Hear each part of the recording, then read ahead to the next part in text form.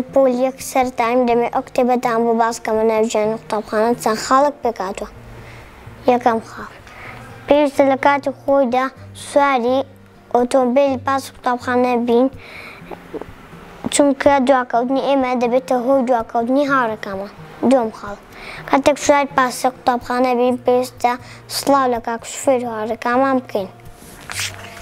سێم خاڵ دوای ئەوە سواری پاسی قوتابخانە بوون پێویستە بەهێمنی لە شوێنی خۆماندا دامنیشین، واتە دەبێتە لەو جێگەیەدا دامنیشین کە کاکی شوفێر یاخۆ بەڕێبەرای قوتابخانە بۆ دیاری کردوین. چوارەم خاڵ سەرهێنان دەرەوە لە جای پاسەکە کارێکی ناپەسەندە بێ پێویستە کاری جوڵەی پاسەکە تا سەرمانەینە دەرەوە بزەوی نەکەین. پێنجەم هاوڕان وەک دەزانن هەر کەسەوە حەزی لە جۆرێک مۆسیقا گۆرانیە، بۆیە کارێکی دروست نییە و ویستی و حەزی خۆمان بەسەر کەسانی تردا بسەپێین.